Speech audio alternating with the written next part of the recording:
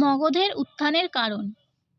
বৌদ্ধ ও জৈন গ্রন্থ এবং হিন্দু পুরাণ থেকে জানা যায় যে খ্রিস্টপূর্ব ষষ্ঠ শতকে উত্তর ভারতে কোনো কেন্দ্রীয় রাজশক্তির উদ্ভব ঘটেনি।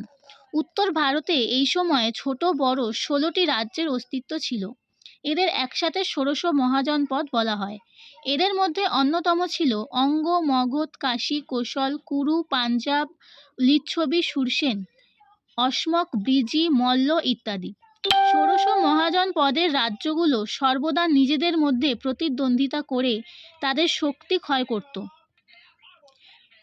এদের মধ্যে দিয়ে ক্রমে অবন্তী, বৎস, কোশল এবং মগধ এই 4টি মহাজনপদ সবচেয়ে শক্তিশালী হয়ে ওঠে। অবশেষে মগধকে কেন্দ্র করে উত্তর ভারতে বৃহৎ সাম্রাজ্য গড়ে ওঠে। এর কারণগুলি হল যোগ্য নেতৃত্ব, সমসাময়িক রাজনৈতিক পরিস্থিতি এবং মগধের সিংহাসনে একাধিক যোগ্যতা সম্পন্ন শাসকের আবির্ভাব মগধের উত্থানকে সহজ করে তুলেছিল। বিম্বিসার, অজাতশত্রু, শিশুনাগ, মহাপদ্মনন্দ, চন্দ্রগুপ্ত মৌর্য এবং অশোকের মতো সমর কুশলী, দক্ষ ও উদ্যমী নেতৃবৃন্দের ভূমিকা অতি গুরুত্বপূর্ণ। এ প্রসঙ্গে অজাতশত্রুর মন্ত্রী ভাস্কর, সমুদ্রগুপ্তের মন্ত্রী কৌটিল্য এবং অশোকের মন্ত্রী রাধাগুপ্তের মতো কূটনীতিবিদদের ভূমিকাও ছিল গুরুত্বপূর্ণ। মন্ত্রীদের বিচক্ষণতা এবং রাজন্যবর্গের শৌর্য বীর্যের সমন্বয়ে মগধকে অপ্রতিহত করে তোলে। ভৌগোলিক অবস্থান। মগধের ভৌগোলিক অবস্থান এর উত্থানের পক্ষে বিশেষ সহায়ক হয়েছিল। প্রকৃতি এই রাজ্যকে পাহাড় ও নদী দিয়ে ঘিরে রেখেছিল। মগধের প্রথম রাজধানী রাজগৃহ 5টি পাহাড় দ্বারা বেষ্টিত হওয়ায় খুবই নিরূপ ছিল। গঙ্গা, সোন ও গণ্ডক নদীর সঙ্গম স্থলে অবস্থিত হওয়ায় প্রাকৃতিক দিক থেকে পাটলিপুত্র ছিল দুর্ভেদ্য। চতুর্দিকে নদী থাকায় শত্রু দ্বারা পাটলিপুত্রের আক্রান্ত হওয়ার সম্ভাবনা ছিল খুবই কম। তেমনি নদী পথ ধরে মগধের সেনাবাহিনী অবাধে চতুর্দিকে চলাফেরা করতে পারত। অরণ্য সম্পদ। মগধের পূর্বাঞ্চল ছিল হস্তি সংকুল ঘন অরণ্য। এই অরণ্য থেকেই হস্তি সংগ্রহ করে নন্দ রাজারা রণহস্তি বাহিনী গড়ে তুলেছিল। সুশিক্ষিত হস্তির মাধ্যমে বর্ষার দুর্গম কর্দমাক্ত এলাকার মধ্যে দিয়ে সামরিক বাহিনীর রসদ পরিবহন করা, রণহস্তির সাহায্যে বিপক্ষের প্রতিরক্ষা ব্যূহকে চূর্ণ বিচূর্ণ করা এবং সর্বোপরি শত্রু বাহিনীর মধ্যে ত্রাস সঞ্চার করা মগধের পক্ষে সহজসাধ্য হয়।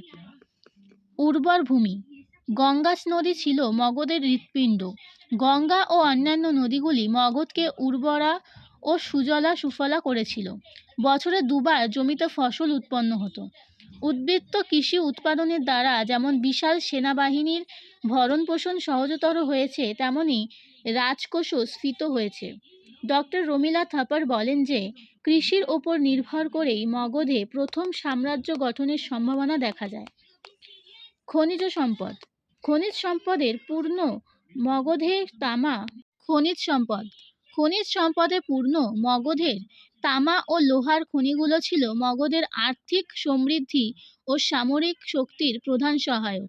কৃষি যন্ত্রপাতি এবং যুদ্ধাস্ত্র নির্মাণে লোহা ও তামার ব্যাপক ব্যবহার তৎকালীন মগধে প্রচলিত ছিল। কৌটিল্যের মতে মগধের লৌহ খনিগুলো ছিল তার সামরিক শক্তির গর্ভগৃহ। বৈদেশিক বাণিজ্য। নদীগুলির উপর একচ্ছত্র আধিপত্যের ফলে প্রতিবেশী বাণিজ্যগুলিকে নিয়ন্ত্রণে রাখা মগধের মধ্যে সহজ হয়েছিল এবং এই নদীর মাধ্যমে মগধের বৈদেশিক বাণিজ্য চলত। গঙ্গার পথ ধরে মগধের বণিকরা বঙ্গোপসাগর, দক্ষিণ ভারত ও দূর প্রাচ্যে পাড়ি দিত। জলপথ ছাড়াও স্থলপথে মগধের বণিকরা কাশ্মীরে ও গান্ধারে চলে যেত। মিশ্র সংস্কৃতি। মগধের সামাজিক ও সাংস্কৃতিক পরিমণ্ডল তার রাজনৈতিক দৃষ্টিকোণকে প্রসারিত করে। মগধের সীমানার 2 পাশে ছিল আর্য ও অনার্য 2 পৃথক সংস্কৃতির আবাসস্থল। এর ফলে মগধে এক মিশ্র সংস্কৃতি গড়ে ওঠে। মানুষের চিত্তবৃত্তি উদার ও উন্নত হয়। ব্রাহ্মণ্য ধর্মের কঠোরতা অনেক শীতল হয়ে পড়ে এবং বৌদ্ধ ও জৈন ধর্মের উদারতা জনজীবনকে প্রভাবিত করে। আর্য মানসিকতা ও অনার্য বাহুবলের মিলনে মগধ দুর্বার হয়ে ওঠে। আদর্শবাদ। মগধের উত্থানের পিছনে আদর্শবাদ একটি শক্তি হিসেবে কাজ করে। যুগ যুগ ধরে ভারতীয় রাজন্যবর্গ এক ঐক্যবদ্ধ ভারতের স্বপ্ন দেখতেন।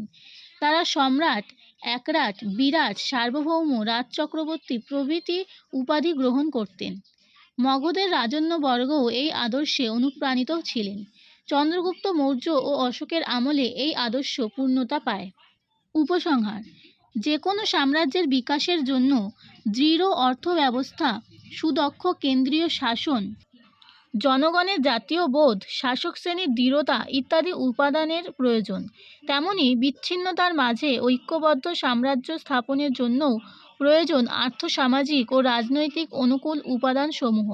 খ্রিস্টপূর্ব ষষ্ঠ শতকের ভারতবর্ষে উপরে লিখিত প্রাকৃতিক ও জৈবিক অনুকূল উপাদানসমূহের সমারোহ ঘটেছিল মগধের জীবনে।